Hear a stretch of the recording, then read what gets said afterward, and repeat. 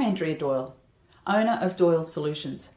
I'm a workplace mediator and a conflict manager, author and presenter, and I specialise in helping employers manage workplace conflict well. In this post, I want to check if you know the difference between your BATNA and your WATNA.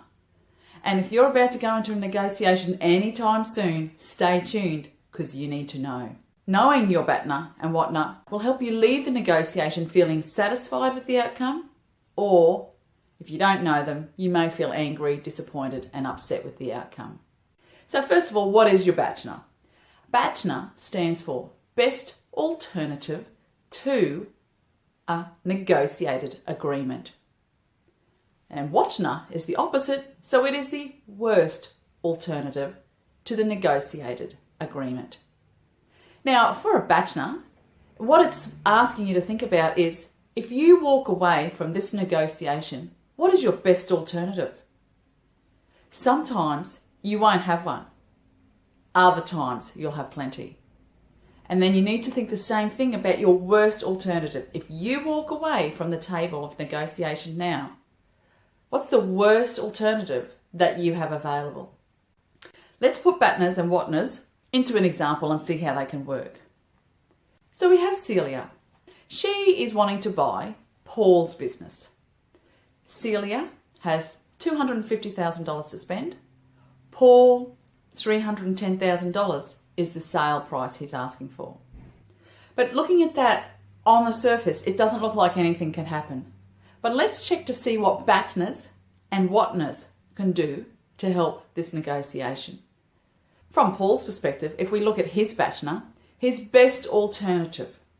So at the moment, he's had his business on the market for 3 months. He's only had one other offer before Cecilia made hers.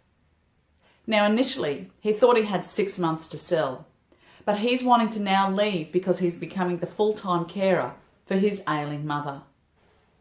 So his circumstances have changed. So Paul's asking for $310,000.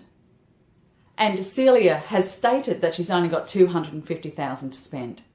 Now, Paul doesn't know if that's true or not, but his best alternative is to consider another offer, and there aren't any.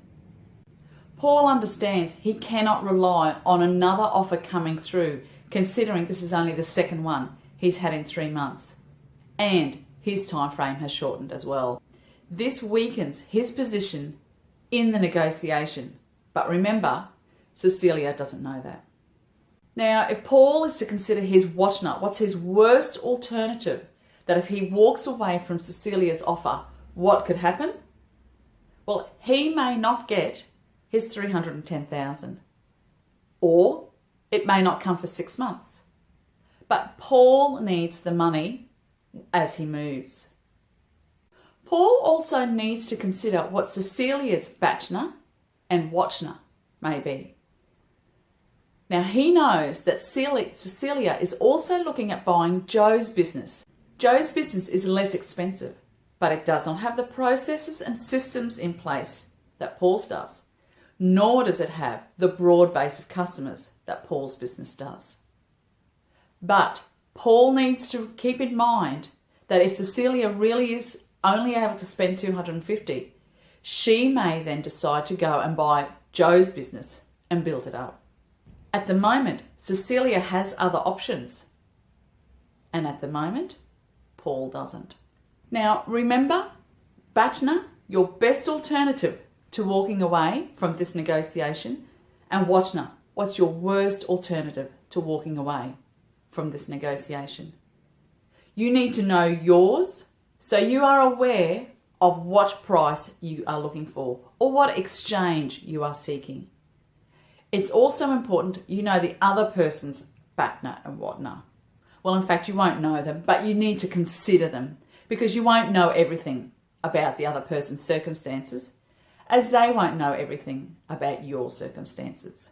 So when it's time for you to make that final decision and you consider your BATNA and WATNA with the other person's BATNA and WATNA, or what you know about them, then you will be able to make a decision based on the best information you have at that point in time. I hope now Knowing about your Bachner and Wachner will help you in your next negotiation. I wish you all the best. Bye for now.